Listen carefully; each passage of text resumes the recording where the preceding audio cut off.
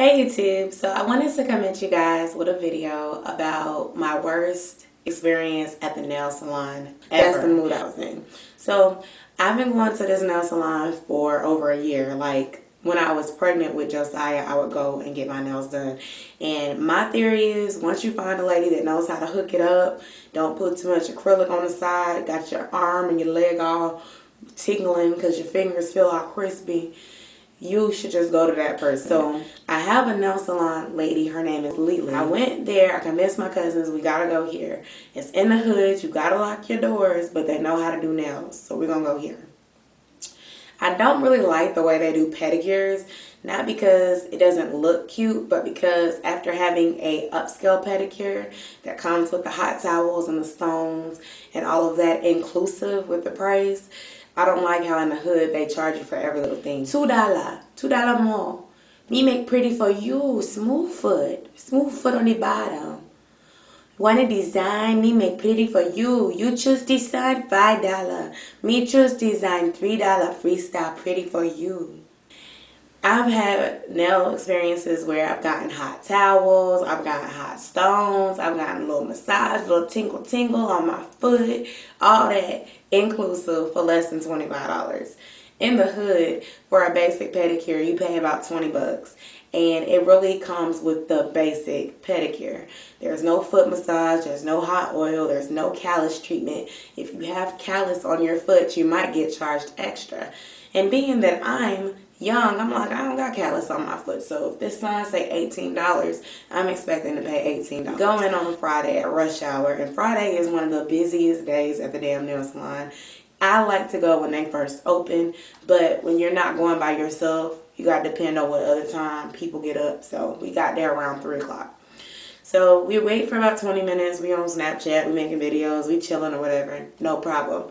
Pick my color, know what I want, decide to get a pedicure. This lady was new, never seen her before.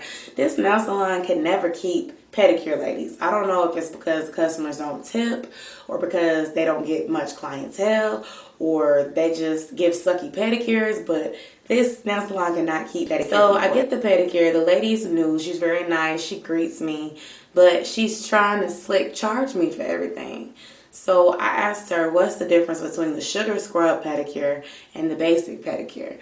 And she basically says, oh, they're the same thing, except you basically get sugar scrub at the end. So I was like, well, if it's the same thing, I don't want it because I'm assuming that's going to come with everything that a pedicure should entail of, minus the sugar scrub. So, I mean, she does a very basic job, you know, filing the toes. She asked me if I want them cut down. I'm like, yes, cut them down. Claws, cut them down. So she gets them looking pretty or whatever, and then I'm looking on my phone trying to get a summertime design because I'm like, I don't know what I want. So she's like, well, if you pick a design off your phone, you have to pay $5. But the sign up there says that a design for 2 toes or 2 fingers is $3. So I'm like, why do I have to pay $5 if I show you what I want? If I want a design, I should be able to choose what I want, right? And then she has some stupid logic. She can speak English very well. Don't let that ching chong fool you. They understand you clearly. Say you're not going to pay. They understand that. She's like, well, design for you, more complicated. I do make pretty for you. Me freestyle, $3. You pick and, you know, you may not like if I do it. So after misunderstanding that, I was just like, you know what? Don't worry about it. Just do what you know how to do. Because I don't want to pay extra money for you to do this leopard design that I see on this picture on my phone. And then it don't come out looking like this picture and you try to tax me this $5. And then before that, when she got to the part where she's supposed to take a little thing that tickles your foot and get the dead skin off, she was like, oh, well, callus removal is $2 extra. And in my head, I'm like, dang, I thought this pedicure was going to be $18. It's going to be $25 by the time I'm done. And this is not even a deluxe pedicure. This is the basic. And doesn't a pedicure come with the little scrubby thing with the feet? I'm young. My feet are not bad. I'm not an 80-year-old woman with rough feet and a hard life. I'm like, okay, whatever. Just charge it. I won't be coming back to get a pedicure, so don't worry about it. So pedicure comes out, she does a little design, it's cute or whatever, and then Lily's ready for me to get my nails done. So I decided to take off my acrylic and wear my real nails. So she gets all the acrylic off, and these are my real nails with a gel over my nails. I'm loving them. I'm ready to go. So I get up and I was like, can I do debit? And I want to do debit because debit takes the money out right away. You know, I had things that I had to budget for, Saya's birthday, so I didn't want money coming out 5 days, 3 days later, and I'm spending, you know what I'm saying?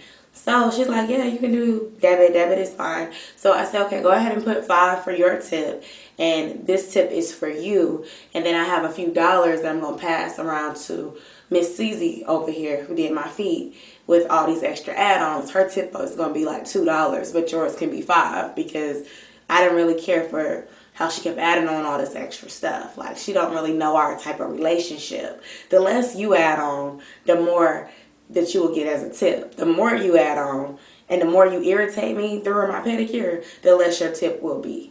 So we get up to the window to pay, and she swipes my card. This is where everything goes wrong. It's taking forever for her to hand it back and after I put my pen in there. So I'm like, okay, so something wrong with my card? She's like, oh, well, we're having a system issue. We're going to have to run it again. So in my head, I'm already getting mad. I'm getting an attitude because I'm like, look, these overpriced pedicure plus this full set and takeoff of acrylic done went up and done ran the check up. I can't afford to swipe this shit twice. Did y'all put the refund back on my card? Oh, yes, of course. So I give her my card again. I pull my phone up to pull up my bank statement because I'm like, look, I can't afford to pay for this 2 and 3 times because y'all machine is fucking up and it's going to take it out of my account. Look. So the second time she runs my card declines. And so I instantly get mad and start snapping in a kind of ratchet, polite way. Like, no, my card didn't decline. Your machine had issues which caused my card to not accept a second chargeback. You just swiped my card and your machine froze. Then you tried to swipe my card again and I have fraud alert on my card. So you can't swipe twice in the same place. So once y'all swipe me for that 50 and it didn't go through, you can't swipe that 50 again. It's going to decline it because it's thinking that it's fraudulent. So I'm getting mad. I'm like, look, y'all not going to keep swiping my card. I'm finna run up and get some cash.